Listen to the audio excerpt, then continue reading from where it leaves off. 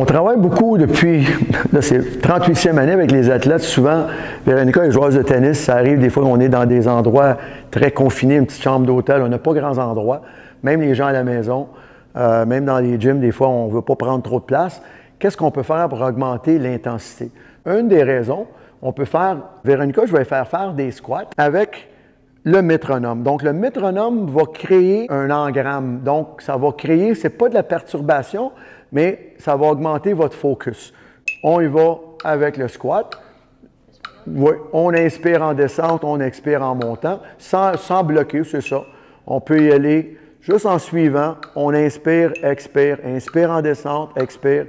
Inspirez seulement par le nez, seulement. Inspire, expire.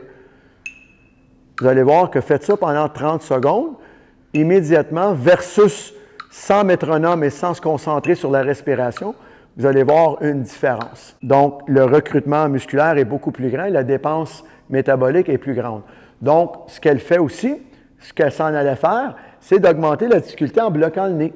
Donc, en bloquant le nez, on fait une restriction respiratoire. Donc, c'est sûr qu'il va y avoir moins d'oxygène, le travail va être beaucoup plus fort. Donc, elle peut y aller, elle peut faire une vingtaine de répétitions.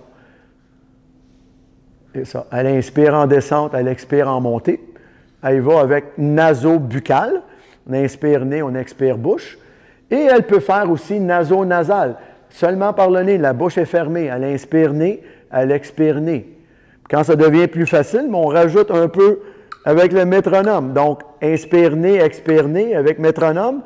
Vous allez voir que 20 répétitions, ça commence à être un bon travail de qualité.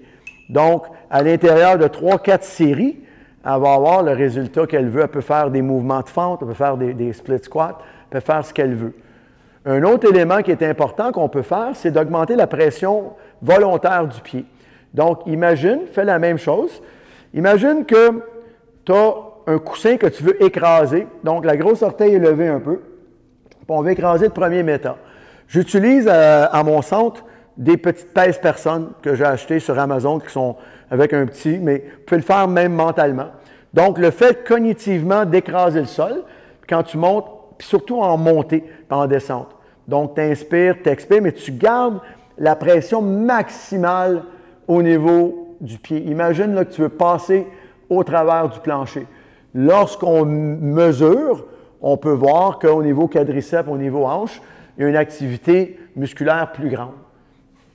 Tu sens la chaleur un peu? Donc, c'est juste cognitif. La même chose si vous faites des push-ups, même chose si vous faites des tractions à la barre, mettez l'emphase sur ce qui est en contact avec la barre. Vous allez voir, c'est beaucoup plus un recrutement musculaire. Alors, évidemment, on ne fait pas ça qu'une charge sur les épaules. C'est lorsqu'on est en espace restreint puis qu'on n'a pas de charge externe.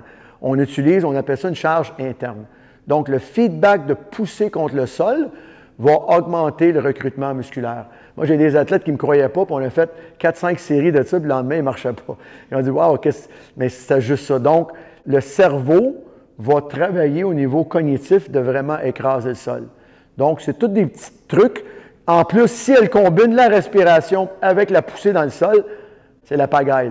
Là, vous allez augmenter. Puis, mettez un cardio-fréquencemètre, vous allez voir que votre dépense métabolique est beaucoup plus élevée.